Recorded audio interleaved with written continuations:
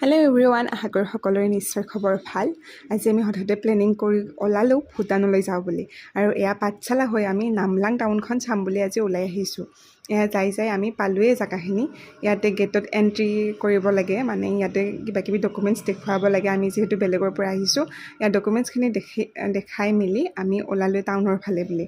আৰু ইয়াতে ধুনীয়াকৈ চাৰিওফালে গছৰ পুলিবিলাক ৰুৱাই আছে দেই, যিটো মই বহুত বেছি ভাল পাওঁ। তাৰপিছত আমি গৈ টাউন পালোঁ। টাউনলৈ গৈ আমি ভাবিলোঁ ঠাণ্ডা পানী খাই লওঁ বুলি ঠাণ্ডা পানীৰ বটল এটা কিনিলোঁ। আৰু ইয়াতে শুকান মাছটো বহুত চলে দেই, একদম শুকান মাছে চাৰিওফালে দেখা পাব আপুনি। তাৰপিছত গৈ আমি এটা মন্দিৰ পালোঁ। মন্দিৰটোৰ বাৰু ঠিকেই আছে, মন্দিৰটোতো ফটো উঠিব পৰা জেগা আছে, কিন্তু এইফালে বাপৰে বাপ কি ধুনীয়া এটা জেগা। এয়া দেখিছেনে, গোটেই একদম দেখা পায়। তাৰ পৰা আহি আমি ইয়াতে আমাৰ বহুত বেছি ভোক লাগিছিল, যিহেতু 3টামান বাজিছিলে। বহুতকেইখন ৰেষ্টুৰেণ্টত সুধিলোঁৱে, কিন্তু আমাৰ চবতে যাতে বইলে চলে। আৰু এখন ৰেষ্টুৰেণ্টত সোমাই আমি ভেজ থালি ল'লোঁ, তাতো আলু বইল কৰি দিছে, দেখিছেনে নাই।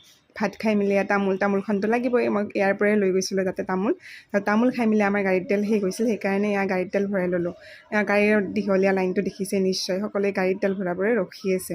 তাৰপিছত তাৰে কাষতে এটা ভিউ পইণ্ট আছিল, ভিউ পইণ্টতো আমি গ'লোঁ। তাৰপিছত এয়া মাৰ্কেটত সোমাই আমি কিবাকিবি কিনিলোঁ। তাৰপিছত এয়া আহি আৰু আমাৰ গধূলিয়েই হ'ল। তাৰ পৰা ওলোৱাতে আজিলৈ বাই বাই।